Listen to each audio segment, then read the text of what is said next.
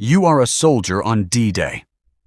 The ramp drops, and suddenly, the ocean in front of you explodes. Machine gun fire tears across the water. A man beside you takes one step forward and disappears. Your officer screams, "Move!" You don't. For 1 second, your body refuses to listen.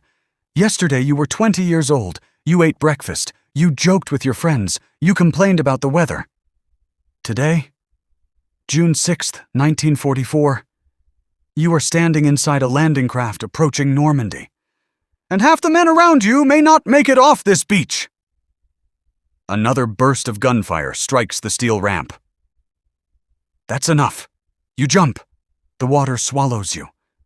Your rifle pulls downward. Your equipment suddenly feels twice as heavy. Bullets cut through the water around your legs.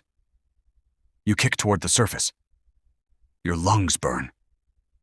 And that's when you realize getting onto the beach was supposed to be the easy part. Level 1. Get off the beach. Your boots finally hit sand. You crawl forward, not because anyone told you to, because standing feels like volunteering to die. Around you, everything is noise. Artillery, machine guns, men shouting, men praying, men calling for medics. The beach you studied on maps looks nothing like this. There are no neat arrows, no clean battle lines. Only smoke, steel obstacles, craters, and hundreds of terrified men trying to move forward. Your training says, find cover. You spot a metal obstacle ahead. You sprint. 5 steps. 4, 3. Something slams into the sand beside you. You dive. A soldier lands next to you. He looks at you. His eyes are enormous. Exactly like yours. Neither of you says anything, because there is nothing useful to say. You look toward the seawall. That's the objective. Maybe 100 meters away. It looks like 100 miles. Your officer appears through the smoke. Move! So you move. Not because you're brave, because staying here is worse. Level 2. The wall. You reach the seawall alive. You don't know how. Your hands are shaking so badly you can barely reload. Men pile into whatever cover they can find. Some are wounded, some are frozen. Some stare back toward the sea, as if seriously considering swimming home.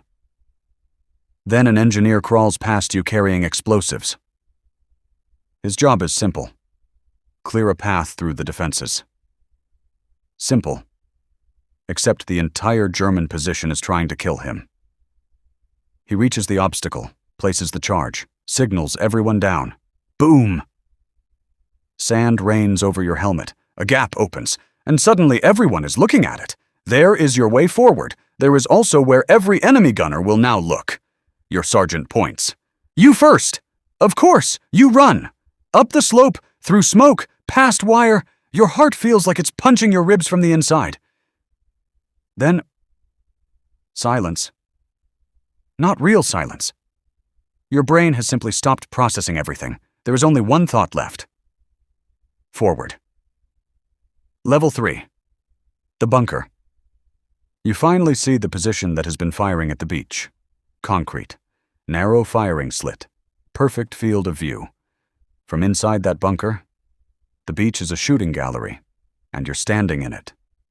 Your squad spreads out. One man fires towards the opening. Another moves along the side.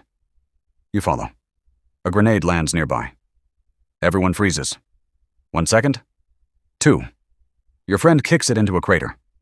The blast throws dirt across all of you. Nobody laughs. Not yet. You reach the rear of the bunker. Your sergeant raises 3 fingers. 3, 2, 1. You rush inside. Everything happens too quickly. Shouting. Gunfire. Smoke. Then, it's over. You stand there breathing, your hand still gripping the rifle. This is the first enemy position you've taken. There is no celebration, because outside, there are dozens more. Level 4. Into Normandy hours pass. The beach disappears behind you. You enter the French countryside. And somehow, that feels even stranger. There are fields, trees, farmhouses, birds. For a moment, it almost looks peaceful. Then artillery lands somewhere ahead. Right. Still a war. Your unit moves between hedgerows. These thick walls of earth and vegetation looked harmless during training. Now you discover the problem. You cannot see what is behind them. Every opening might hide a machine gun. Every farmhouse might contain soldiers. Every road might be mined. You hear movement. Everyone stops. Your rifle comes up. A figure appears. You almost fire. It's an elderly French farmer. He raises both hands, then points down the road. Allemands! Germans. Your squad looks at each other. Nobody needs a translation. You keep moving. Level 5. Nightfall by sunset. You have been awake for what feels like 3 days. You are covered in sand, mud, sweat, and things you don't want to think about. Your unit stops beside a field. Someone gives you food. You aren't hungry. Someone offers you a cigarette. You take it even though you barely smoke. Then you count the men around you. That's when the victory feels different. Some faces are missing. The guy who joked inside the landing craft. Missing. The soldier who hid beside you on the beach. Missing. Your sergeant is still here. Somehow. He sits beside you. For several minutes, neither of you speaks. Then he says, "We made it." You look back toward the distant coast. Smoke still rises over Normandy. Thousands more soldiers are coming ashore. More ships fill the horizon. You should feel victorious. Instead, you feel tired. Because D-Day wasn't the end of the war. It wasn't even the end of Normandy. It was only the door. And tomorrow, you have to walk through it. Ending. One day. Years later.